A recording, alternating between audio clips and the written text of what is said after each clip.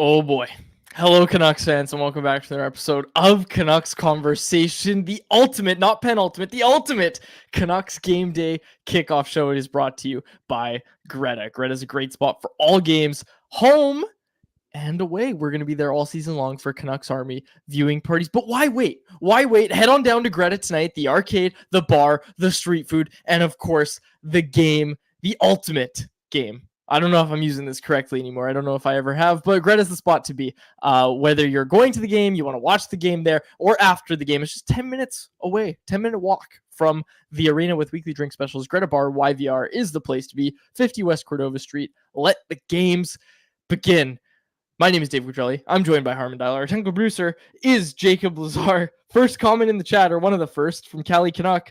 No penultimate talk today, please. We're not going to, but this is the ultimate Canucks game day kickoff show. And Harman, I got to say, I'm just fired up. I'm fired up for actual games to start.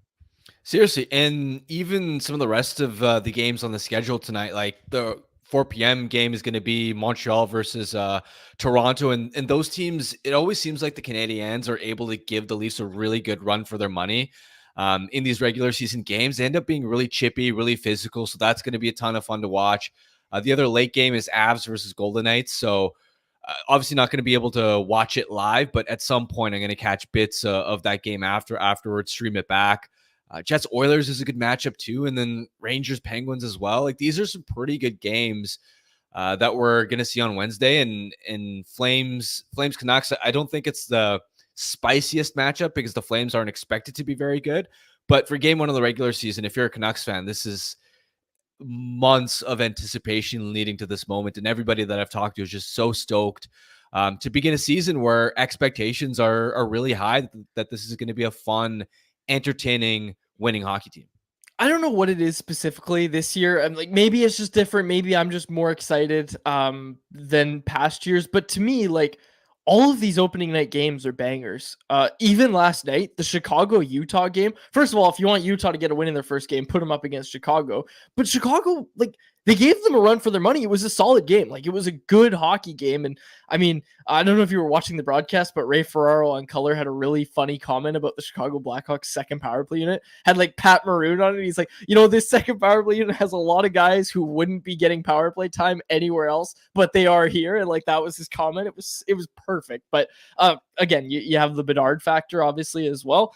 I loved the opening games yesterday. We'll talk about them more in anyone else because, hey, Jonas Corposalo, I don't know if you saw that, but we'll talk about that. We'll talk about that in anyone else. But Harman, you just said it. Expectations are high, and it all gets started for the Vancouver Canucks tonight. Let's get into it. Reading up on Jeff's scenes from Morning Skate over at CanucksArmy.com. Aatu Ratu may draw in for Pia Suter. I think Talkie used the word likely to draw in. Pia Suter is a game time decision. So yesterday we were talking about how it looked like Suter, the safe veteran option, was going to be the guy who slotted into that 3C spot instead of Ratu, who's been there all of training camp and all preseason, and really earned himself a roster spot playing in that position as the third line center. It looks like he's going to maybe be there tonight against the Calgary Flames. What's not the difference, but what are the pros and cons of Ratu in that spot versus Suter?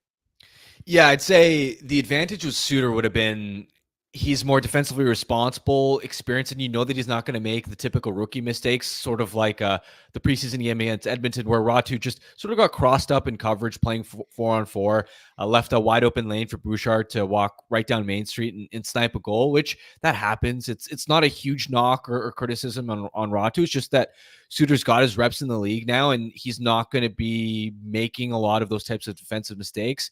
He's also proven to have success in NHL regular season games. But with Ratu, he's got pros going for him as well relative to Suter. I mean, for starters, he's bigger. Suter, for all that he brings to the table in terms of his IQ and being a really smart player positionally, we know that he's undersized and that he's not a very quick skater. So Ratu has an advantage there in terms of his physical tools, probably better on faceoffs based off what we saw in preseason for sure. I also just think recent form, right? Ratu has been confident. He's been assertive. He has been driving a lot of play in preseason, whereas Suter was noticeably struggling. He was really quiet. He's battling through a little bit of an injury right now. So even though Suter's the more proven, established player where he's got a track record of delivering top 9 caliber results in the NHL, Ratu may have more offensive upside right now, just based off him being the hot hand and Suter looking a little bit cold in preseason. To me, for Ratu, like what he needs to do to succeed in this spot that he's being given is kind of what we talked about in the preseason. Was he had those 2 phenomenal games, and that's great. That's going to help you earn a spot, but it's also, what are you like when you're not phenomenal? When you're not a real difference maker? What's your baseline? What's your baseline? And if your baseline is losing your coverage in your own zone, of course, that's going to lead a coach to say, okay, well, we're going to go with the more veteran proven option. So for Ratu, for him to succeed, like, yeah, you want to see him do the things that made him so successful in those 2 games that we're talking about, where he was the story because of how well he played. You're of course looking for that, but if that doesn't happen, because that doesn't happen every night in this league, what's your baseline? Like, are you able to minimize those mistakes? Because that's really what's going to let him find success and stick in this spot. Yeah, he doesn't need to try and do too much. He doesn't need to look to make home run plays. He doesn't need to score or pick up a point. It's taking care of the two-way details, and especially playing on a line with Garland and Höglander. Both of those guys can drive play from the wings, which isn't always the case when you're a third line center and you've got wingers. Sometimes you've got players that are more complementary, are more passengers, but just the speed, the tenacity, the way that Garland and Höglander control play down low, it takes a lot of that pressure off Ratu. And so for him, I'm going to be looking for the same thing that I brought up when it came to the preseason games and how he's going to find success there is the little two-way details in the defensive zone. For example, is he able to come really deep in his own zone to support the defenders on the breakout and make quick, decisive passes? In the faceoff circle, is he able to win draws so that his line starts with possession of the puck?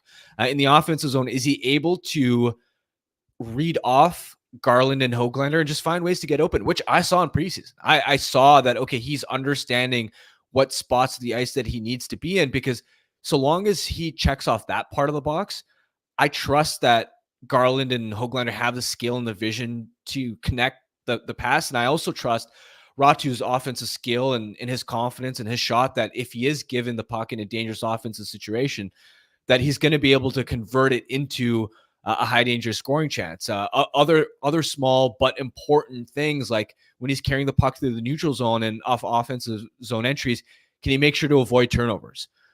His F3 positioning on the forecheck, can he stay above the puck?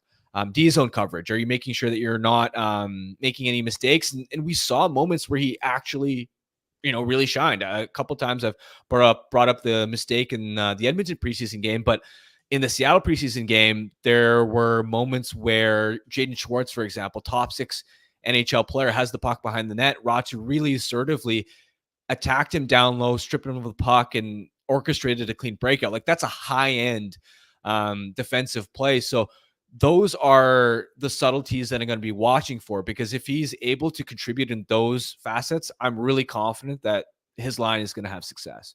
Okay, without looking, how many NHL games has Aatu Ratu played in his career? 12. 15. You're close, but my point is, like, this isn't his NHL debut. And you don't want him to have those nerves of, okay, it's go time and I got to do as much as I can. He's played 15 NHL games, and you hope that really helps him tonight, and it's not that first game nerves. I'm sure he's going to be nervous. How can you not be? Your spot was almost gone until it wasn't. But you're hoping that Ratu can kind of lean on that experience that he had during those 15 previous NHL games that he's played. Archer Sheila, yeah, go on. I was also going to say, I'm really curious to see what Tocchet does as far as he's going to have last change because the Canucks have home ice. What matchups is he going to prefer that line gets if it is Ratu in that spot?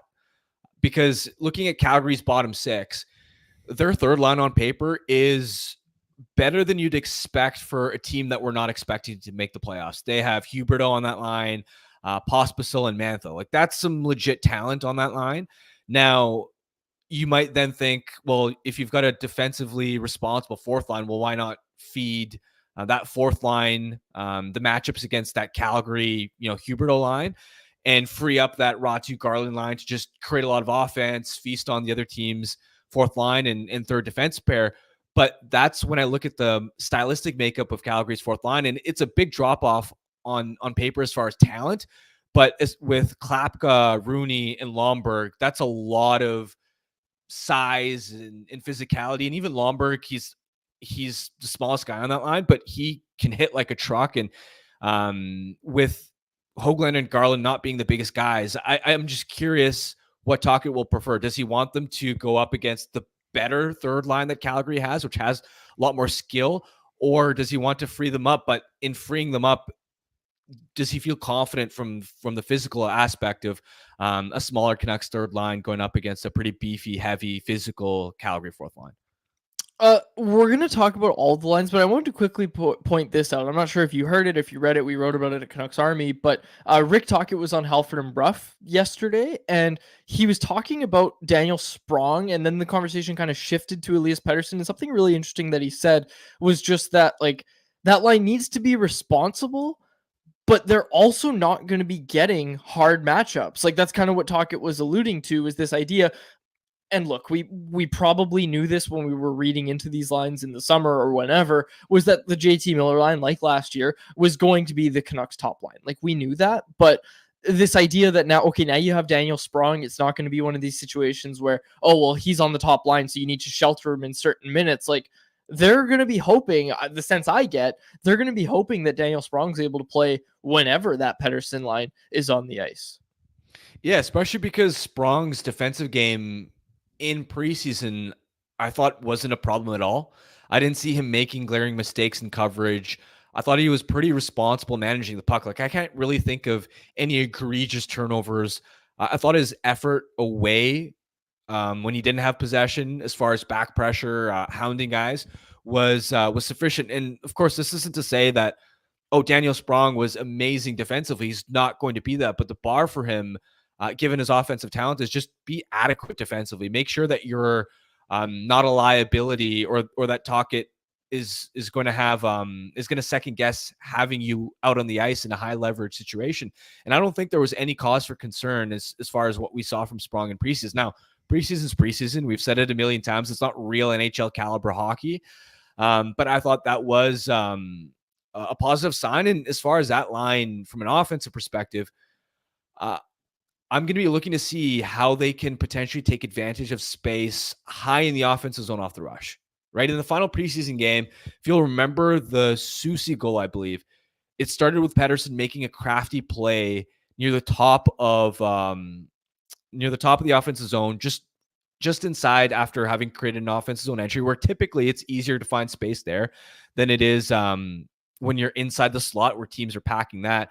He was able to pull defenders toward him, create that extra space, and Susi was able to take advantage of it. And now all of a sudden he had a lot of time and space. That's the exact template of how I think this line can really create offense and succeed. And from that vantage point, as far as Sprong and DeBrusk, a tendency that you'll notice with Pettersson is he thinks ahead, and because his hockey sense is so elite, he loves to make area passes for his line mates to get onto. But if you're going to, you got to move quick enough and read it and get going on your horse, so that as his linemate, you're actually able to be in a position to receive that puck. Otherwise, you're just not going to get it. Like, think back to Garland's goal in the season opener last year, the alley-oop, right? Or even, like, you think about some of the most iconic Pettersson plays, the Pettersson bank pass off the end boards to Besser against Colorado all those years ago. Like, Pettersson is just a step ahead of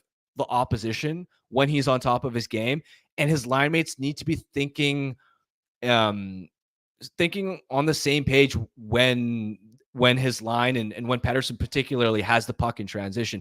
So that's the biggest thing that I'm going to be looking for from a chemistry perspective. Comment here from Brian Choi, and I agree with him here, and Tocchet alluded to this as well. I thought Sprong was one of our better back checkers in the preseason. He was really hustling on the back check, and like you and I both talked about a lot during the preseason, we didn't really know how fast he was and how quick his first 3 steps were.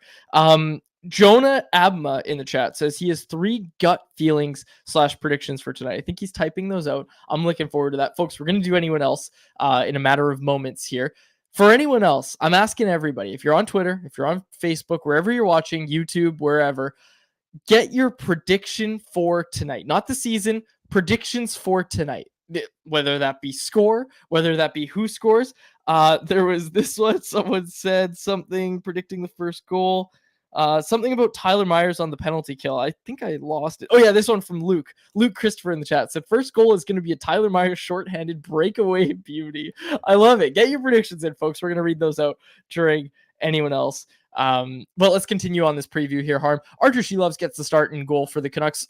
Again, we kind of knew this was coming because Talk had alluded to it, but I really like this decision. I said it a few weeks back when we were talking about Lankinen and Sheloves. The guy who got you within a game of the Western Conference Final, the guy that had a shutout in the playoffs, that's the guy that gets the start on opening night.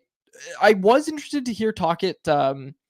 He was saying they want to get Lankinen in, and it's not going to be like 3 weeks until Lankinen gets in. My guess was that they were going to split the starts 50-50 to start the season. I personally, I think that's what they should do to start the season. But Talkett, just from what I read into it, and I could be totally wrong, you could be throwing him off the scent, whatever. But Talkett kind of sounded like they're entering the season, and Sheloves, not only is he getting this start, but like he's their guy, he's their starter, and it's going to be a little more limited for Lankinen. I don't know though, we'll see. But Sheloves gets started tonight. I like that decision for the Canucks. Yeah, so I'm a classic goalies or voodoo guy, so I'm not going to predict whether big picture he's going to be successful in this role or not. But my take on Sheloves is that regardless of whether he succeeds or fails, I expect the experience itself to be a roller coaster.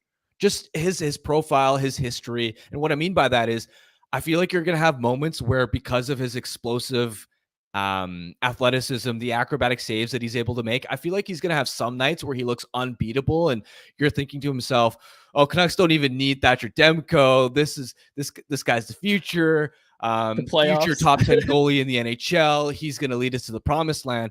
But I also feel like there are going to be nights and stretches of the season where he maybe lets in a lot of soft goals. He hasn't sustained a full year of high level results at really any level in recent years. And I expect there to be lows where I expect it to go in the other direction. And fans are thinking, wow, like Thatcher Demko can't come back fast enough. And, oh, they need to do something about the goaltending situation. Everybody's panicking. Like, I just feel like the Sheloves experience, again, I don't know if he's going to be successful or not as the starter for now, but I just think it's going to be a roller coaster. Like, you're not going to have, for example, if he through the first month of the season, let's say has a 907 save percentage, I don't expect it to be like a consistent, like, oh, he's been roughly around a 907 save percentage on a game by game basis. I expect there to be like a week where he's like a 935 and then a week where he crashes to like an 880. So I'm curious what you think about that take. Lucas Gates here in the chat. Quickly, I wanted to read this. He said, I'll be jumping out right after this. Best of luck with the reporting the season. Jets go, Canucks go. He donated. I love that. Thank you so much, Lucas. That's very, very nice of you. But your take about Sheloves being a fluctuating goaltender, Harm, you can go look at his OHL. You can go look at his ECHL. You can go look at his AHL. And your take is bang on. This is a guy who is the Archer Sheloves experience. We didn't see it in the playoffs. The Archer Sheloves experience is one that changes day to day. He was really consistent in the playoffs, but again, like the point shots are something that have become noticeable, right? So you're hoping that gets cleaned up, but hey, it's opening night. We're big fans of Artie on this show. Friend of the show. We got to find the Artie party song. Bring it back. Got to bring it back. Do you remember that? I think I've shown you that. I do, yeah. Where we had him on the show, and for those that don't know, we once had our Archers on the show, and we got him to rate the Artie Party song, which Chris made in Audacity, I'm pretty sure, which is a very basic audio platform. But yeah, Artie said, yeah, it's great. It's like a 6 or 7 out of 10 is I think what he gave, and we'll take it. So yes, Archer Sheloves gets the start. Angle. Final bit of Canucks news before we continue to preview the game here. Mark Friedman clears waivers. Kind of expected that, assigned to Abbotsford. Some good timing by the Canucks when they put him down. We expected that he would clear waivers and go down to Abbotsford. There's an article right now on CanucksArmy.com if you want to go read it. about navigating the Abbotsford Canucks crowded blue line. They've got 12 defensemen down there right now, and 7 of them are left-handed, Harm. So you basically know who's going to be on the right side, but the left side, like I'm assuming you're going to have someone go play the right side on, but they've got a lot of guys down there. They can ice 2 6-man units. They've got a lot of bodies down there, and they got to figure it out. Like they have a lot of bodies down there. Dave Hall wrote about that over at Canucks Army, so you can go check it out down there over at canucksarmy.com. Okay, Canucks versus Flames. Let's continue talking about this, Harm. One thing in our notes here is the inexperienced Calgary blue line. Walk us through that. Yeah, well, given that they lost Hanifin, Tanev, and Zadorov, just looking at Calgary's blue line, one thing that the Canucks will want to take advantage of absolutely in this game is that Calgary, between Miramanov, who I believe is playing on the top pair with Uyghur, Ball, who's playing on the second pair with Rasmus Anderson, and Braden Pahal, who's going to be slotting on that third pair. They have a lot of half their blue line is extremely inexperienced. And on top of that, you have Jake Bean as well, who is sort of a reclamation project defenseman. He's got a lot more experience, but he's not a very good defender. So the point being is, outside of Anderson and Uyghur, that blue line is very suspect. It has a lot more holes than when I look at Calgary's forward lineup, for example. They're pretty well balanced when I look at their 4 lines. I think the shortcoming with Calgary's forward lineup is that they just don't have really any stars, any true game breakers. But it's not like you look at we talked about, they have Hubert on the third line, for example. Their bottom 6 isn't horrible. But when I look at their blue line, they have pieces that could be exposed. I look at Miramano, for example. He was a throw-in as part of the Noah Hanifin trade coming from Vegas. He showed some decent promise for Calgary down the stretch. He's a smooth skater, can move the puck, has some offensive chops, but his defensive zone coverage, he can make some tough reads at times, and especially if that Uyghur pair gets the matchup against the Miller line. Like the way that the Miller line can dominate play down low, and how good Brock is at finding soft ice in and around the slot, how quickly they're able to spot each other for passing plays. That's something that you're going to want to take advantage of.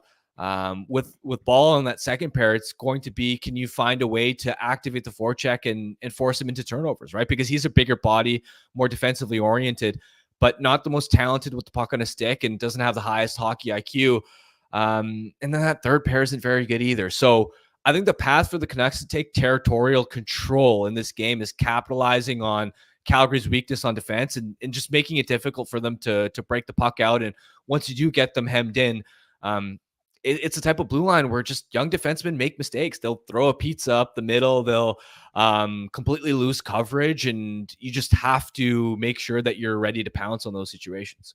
What's this blue line look like with that Rasmus Anderson gone? Like if and when they trade Rasmus Anderson, oh boy, that's Mackenzie Uyghur and a bunch of dudes. Just Mackenzie Uyghur and the boys just hanging. They're just hanging. Good analysis, Harm. Appreciate that. Okay, you brought this up. Flames have found some success with those point shots, like many teams against She Loves. Point shots through traffic. They did that in the preseason. What are you expecting from there tonight?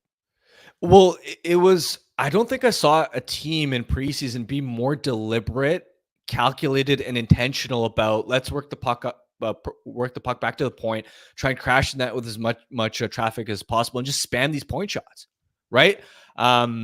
They went to it time and time again, and it sort of makes sense because, again, up front offensively, the Flames don't have a ton of game breakers. They've got some intriguing pieces, right? Connor Zary's was really good in his rookie campaign. Nazem Kadri had 75 points last year. Samuel Honzik had a great preseason and looks like he's going to be playing on the top line. But ultimately, I'm sure they think that, okay, given their lack of elite skill, that it's going to have to be a lot of just hard work, classic, get pucks to the net, all those cliches. And now you've got a goaltender in Shelovs who might actually be vulnerable to that style of offensive attack, which doesn't usually work against most teams in goaltenders. So Shelovs is going to have to be ready for that. I think it's good, actually, that he got a taste of it in the preseason, right? That he went through that bumpy experience, because now the Canucks will know, all right, this is coming from Calgary. And both Shilovs and the defensive core will know that they're going to have to find a way to combat this. This is also where having the regular full 6-man lineup on the blue line is going to help. They didn't have that in the preseason game. And when you look at the blue line, especially, this is where the bottom four, right? We've spent a lot of time talking about the downside and the risk of, okay, they've got some tree trunks that really can't skate and really don't move the puck very well outside of maybe Susie and Myers in that bottom four. But the advantage there is all four of those guys are between 6'4" and 6'7". So if you want to get to the front of that, you want to win inside body position, actually take Shilov's eyes away. Good luck against Vinny Desharnais, Tyler Myers, Carson Soucy, Derek Forbort. That's going to be a massive price to pay, not only for the screens, but also then to be trying to fight for loose change in and around the in and around the net for rebounds. I think the defense in that bottom four, this is going to be one of those games where that can be an edge for the Canucks and hopefully making Shilov's life a little bit easier. Okay, let's get to our poll question, which is about the Canucks. Big picture a little bit here. Let's get to our poll question. Will the Canucks exceed their 2023-24 home ice win total of 27 this season? 49.1% say yes, 31.3% say no, and 19.6% of voters say they'll match it. I don't know. Like it's hard to get 27 wins. Like it's hard to get 27. And I hope people read that it's home ice win total, right? Like that's a lot of wins to get on home ice. It's gonna be hard. I'm gonna say no. I don't think they exceed that, but that doesn't necessarily mean that they're gonna be like have a worse record in total.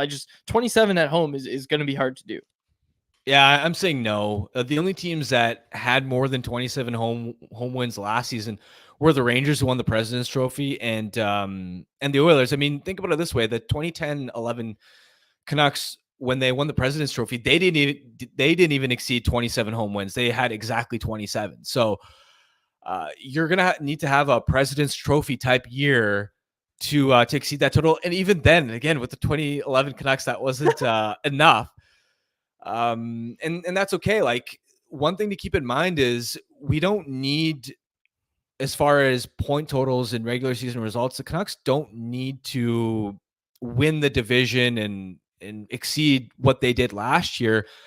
And that's not necessarily going to be, let's say they finish the regular season with fewer points than last year, they finished second in the division. That doesn't mean that they're necessarily a weaker team as far as potentially making a deep playoff run. Yeah, absolutely. That's what I'm saying. Like 27 is hard to get, but doesn't necessarily mean they'll be a worse team. Okay, Harm, you want to get to the chat now? Let's get to what everybody's saying. Let's do it. Let's do it. Let's go to the people. Let's get to anyone else, which is brought to you by Square, powered by Square. If you run a restaurant, you're too busy for this ad. You're thinking about how to get more orders flowing and new locations opening. You need to get more customers and keep them coming back. So really, you're already thinking about Square, because Square Restaurant Tech helps more than 400,000 restaurants do all those things and more. So when you're thinking about your restaurant, think bigger and think Square. Go to squareup.com/ca/en/campaign/biginrst to see why Square is big in restaurants. Let's go to the chat. I told people to get their predictions in, and the people did not disappoint. By the way, I just to mention Square Up is such a funny, like, I remember in high school, it used to be like a joke, like a meme where jokingly, if you had a friend that, like, let's say chirped, you'd be like, yo, let's square up. Let's square up indeed, folks. Go to squareup.com. I love it. You're right. I didn't even think of that, but yeah, that used to be a thing that we always used to say. Okay, this one from Jonah Abma. He gave us 3 predictions. Harm, ready? 1, Hogs will have a standout game. 2, Raty will have an up and down game trying to prove himself. And 3, PD is going to have a meh game. Let's focus on number 3. Because Elias Pettersson didn't really have he had one strong preseason game, I think. Like, he had that one game where he kind of came alive in the third period. You were talking about the play where he drew in defenders and he showed off some of his smarts. I'm curious how Elias Pettersson looks on opening night. I think the spotlight is kind of on him to some extent. Yeah, it will be. I don't necessarily have a gut feel. Same. Where, like, for example, Whistler For the 2022-23 season where he erupted for 102 points, I had a strong gut feeling that he's going to be dominant right from the get-go. I don't have a feel on that yet. He wasn't as dominant in camp and preseason, but also it's camp and preseason. Like, a player doesn't need to be dominant in that environment for them to hit the ground running in the regular season. Plus, he hit the ground running in the regular season last year too. Again, I think we forget that he entered the All-Star break on pace for 47 goals and 107 points. So it's not as if we're talking about a player that, put it this way, 2 years in a row, he's come out of the gate firing in October. It's not like we're talking about a player that has a history of slow starts, but yeah, the microscope is going to be on him because of what happened in the playoffs. He's going to be adjusting to 2 new line mates, so we'll see how it goes. Okay, some other stuff in the chat here. Ryan Murphy in Facebook chat said 6-1 Canucks and Quads needs to take off that hat. It is bad luck. I think he's right. So off it goes. I'll take off the Mariners hat so as not to curse the Canucks tonight. No problem. This one from Jason McKinnon. He said, speaking of Huberdeau, you guys remember what the temperature was like in Calgary or Florida after the big trade? I might be misremembering, but I think some fans in Florida were not on board to bring in Tkachuk. I might be off, but do you guys remember? I don't know about that necessarily, but I think at the time, the general consensus was fair trade. And honestly, I saw more people saying, oh, well, Calgary won that trade. They just got Huberdeau and they got Weegar. Like, Calgary won that trade. That seemed to be the general consensus, and obviously that is not the way people feel about it anymore. Yeah, I can't quite remember how Panthers fans felt, maybe just because there aren't as many Panthers fans and they don't really drive the conversation on Twitter, although there are more of them now. Did you see that they sold out? First sellout for their home opener. That's awesome. That's real. And again, that's what you want, right? You win the cup. You want fans to come and, hey, like those people are dealing with a lot right now. So the fact that they all came out, it was really, really cool to see. And that was another great game. Let's talk about those games in a second here. But just to answer Jason's question, yeah, like I do think the majority of people were saying, oh, not fleece job, but they were saying, oh, it's pretty even. Like, you're getting Tkachuk if you're Florida and you're happy about that, but also you gave up a lot. So Calgary's getting a lot as well. But now that just obviously looks a little bit lopsided. I think Brad Treliving definitely got a lot of props at the time because a player who wanted out on Tkachuk, it's like, okay, we got a winger in Huberdeau who scored, I think, 115 points in previous season, a top 4 defenseman. I think they also got a first-round pick and a throw-in prospect. And honestly, at the time, I thought, okay, for a player that wanted out and you lost a lot of leverage, like that's not a bad return at all. And yet, of course, we saw how dramatically Huberdeau's game has fallen off a cliff. His drop off from one season to the next, going from Florida to Calgary, I believe, was the biggest in NHL history. Yep. I think you're right. This one from Conversation, he said, here's my prediction. Sprong won't be a Canuck next year, not because he'll be bad, but because he'll price himself out. Is this the year that Daniel Sprong really earns himself that long-term home and that long-term contract? We will find out. It all kind of starts tonight. So we will see. Gurjot Kular in the chat said, Tyler Myers is going to score a Michigan goal to open the season. All right, these predictions are getting a little wild, folks. These predictions are getting a little bit wild here. We got some score predictions. Callie Canucks says 4-2 Canucks. Luke Christopher says 5-2 Vancouver. And Conversation says, I will name my next child Tyler if Myers scores a Michigan tonight. It's good. A lot of Myers love in the chat today. Miss L in the chat says 5-1 Canucks. Callie Canuck wondering if Archer Shilovs is going to wear the Riga nightclub shirt tonight. I think that'd be great. And another thing I was looking for, I wonder if it'll happen. But tonight is JT Miller's 800th game. Do you remember that Miller was behind the 300 career games shirt for Connor Garland? And they were joking in the locker room that Miller was going to miss it by 1 game. Yeah. I don't know if you do it on opening night, but I would love it if Connor Garland had everybody show up in their JT Miller 800th career game shirts for tonight. I think we can't just repeat the idea. He's going to have to come up with something different. No, I think you can repeat the idea. Like, I think really? I think that's the way to do it. I think you just do the exact same shirt. I think that's hilarious. I think that'd be so funny. Yeah. But here's the thing: Garland's a creative enough guy, and he's so close with JT that he could find another, like an even better way of To get just the whole topping him. team on it, though, to get the whole team, I feel like it's gonna be tough. We'll see. We'll Well, see he what he might comes not up need the with. whole team. It's just like do something. Yeah, He's a creative guy. loner lap. We'll see. We'll see. A lot of score predictions. I love this. There's a lot of score predictions. Calcio Storico in the chat said Sprong scores the first goal and gets a hat trick. I love it. People with the hat trick predictions. We got Kirk Richardson saying to Brus Caddy, I'll give you one, Harm. Brock Besser. How does he top the 4 goals on opening night last year? He can't top it, but hat trick? I don't know. Maybe he gets the season off to a good start. I don't think there are any hat tricks happening tonight. All right. That's a bold take, man. That's a bold take. Nick Pochak, Hoglander to score first for Vancouver. And there it is. Benjamin Andrews said, how about a Hoglander hattie? Hoglander hat trick. And Dan Jardine says Garland scores the first goal just like that. Your Cali Canuck likes my shirt of the shirt idea, of the JT Miller 800 career game shirt. I think that'd be really funny. I also think, and they were like, oh, it's an inside joke or whatever. I'm pretty sure the whole reason for that was that every team, it's not just the Canucks, but on social media, they always post like milestone game for this player, like they're playing in their 200th game or whatever, right? And they it's their job. Like they find the milestones. So I think it was poking fun at how every team does that, about how they point out all the milestones that get hit. So Connor Garland 300 career game shirt, and Mr. Fuji in the chat asking if Garland is playing. Yes, he is expected to play. It is P.S. Suter, if you're just joining us. That is a game time decision.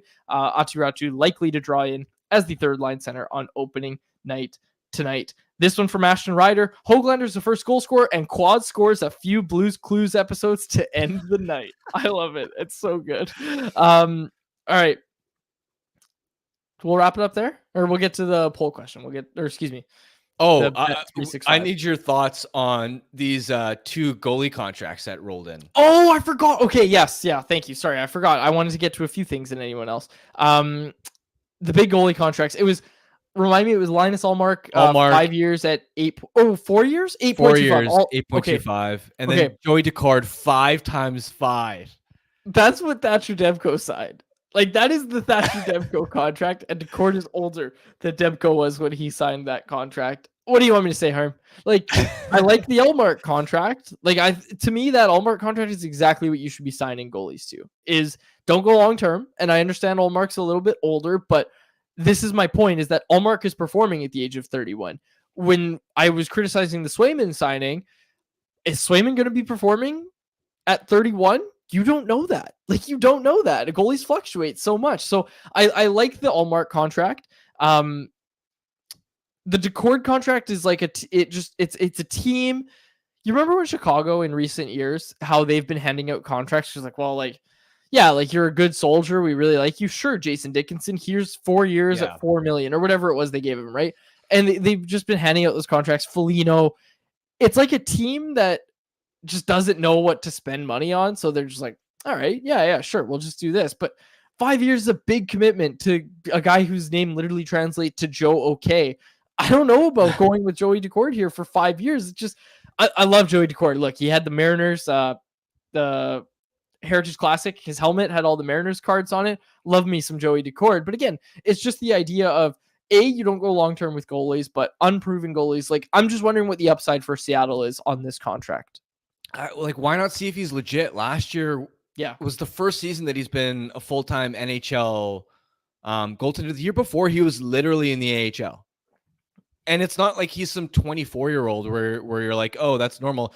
Before last season, he was a journeyman player that wasn't even like, nobody was sure that he was an NHL goalie, period. And now you're paying him 5x5. And I mean, even the Ullmark one, I like that they kept the term down to 4 years, but Ottawa's also been a goalie graveyard. And when goalies go from a really good team to a really bad team, and I expect Ottawa to be better this year, but there is always some risk, and an $8.25 million cap hit is really high. So I think the Ullmark deal is definitely a lot more sensible than the Daccord one. The Daccord one's a complete head scratcher. But the Ullmark one still has some risk on it, even though the term is very reasonable. Sure. You're absolutely right. I just like the bet more. Like Oh yeah, if you had to make me pick which one of those I it's not want, even and Harm. close. Also, let's not forget the context that Philip Grubauer still got 2 years left at 5.8 or 5.9. What's he at? Yeah, 5.9. 5.9. Okay. I don't know why I don't just look this stuff up. But anyways, 5.9 for Philip Grubauer and 5 years for Decord. Like that's 11.9 million on mediocre goaltending. Like it's not good goaltending. It's been mediocre goaltending. And again, every time in the past week that numbers about the goalies have been thrown around, I just say the Canucks goaltending situation looks so good, has never looked better. You've got Kevin Lankin and you've got Archer Shields. The Canucks are getting like the Canucks have a better tandem than any of those teams we just said. Except maybe Boston, because obviously Swayman's a top end guy. But once Demko comes back, obviously a different conversation. But like I would take the Canucks goaltending tandem over Seattle just based on pure skill. Ottawa, pure skill, maybe it's a different conversation, but when you factor in the money, yeah, of course, I'm taking what the Canucks have in Lankinen and Sheelov. So again, under 2 million for Lankinen and Sheelov to start the year, and that number jumps to under 6 million when Thatcher Demko gets back. So you're getting goaltending on a budget, and you're getting elite goaltending on a budget compared to what we're seeing around the league. Yeah, I don't know, these goalie contracts, seeing Swayman and even Shesterkin's rumored price, like they're so volatile, and I don't know. I think teams should be a lot more skeptical about paying big dollars to goaltenders, and yet you can understand it where goaltending, for as volatile as it is also the most important position as far as determining the results of a game. I don't think the league has figured out goaltending. Like I still think that is such an X factor, such a wild card that even some of the best front offices in the NHL, like Colorado, for example, their pro scouting has, over the last handful of years, especially the moves they made leading to their Stanley Cup victory, probably best in class in the NHL. And yet even their goaltending bets, and looking at Georgiev and the uncertainty that they have in the crease, they haven't figured out goaltending. So I just think universally around the league, there isn't a consensus or a clear methodology on how teams should be handling these goalie contract decisions. Okay, let's get to our Bet365 bet of the day, which is brought to you by our friends over at Bet365 tonight. The Vancouver Canucks take on the Calgary Flames, and we are taking the Canucks. They're the heavy favorite tonight to take down the Calgary Flames on home ice. You can get them at minus 200 odds right now on Bet365, a proud partner of Canucks Conversation. Open an account with Bet365 today and bet on a huge range of markets, whatever the sport, whatever the moment. It's never ordinary at Bet365. Be sure to use code VANBONUS when you sign up for an account. Okay, final thoughts, Harm. DM Payne in the chat said, Besser, 5 goals.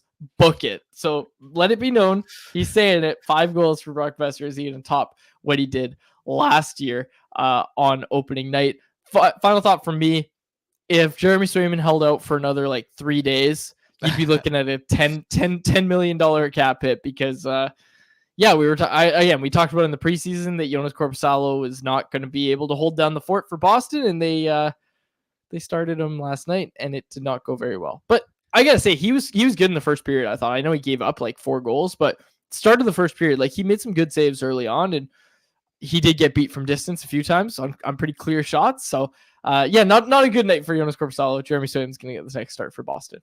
Yeah, Boston's gonna have to defend a lot better than that. Yeah, I didn't. I don't know. We don't need to pick apart Nikita Zadorov and Elias Lindholm's performances. But anyways, Cali Canucks said, Quads, did you pick the Padres yesterday?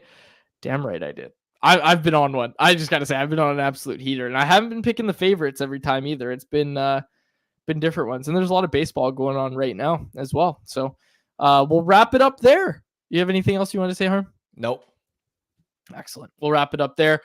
Family Feud tomorrow, folks. We've got all our surveys filled out, so looking forward to that. We'll be back in studio tomorrow to break down tonight's game. Enjoy the game, folks, and make sure you check out CanucksArmy.com and Rinkwide Vancouver after the game. But for now, signing off, I have been Dave Quadrelli. He has been Harman Dial, and our technical producer is Jacob Lazar. This is Canucks Conversation. Canucks Conversation is live Monday through Friday, every weekday at 2 p.m. over on the Canucks Army YouTube channel. Make sure you like, subscribe, and interact in the YouTube live chat every day with us, folks.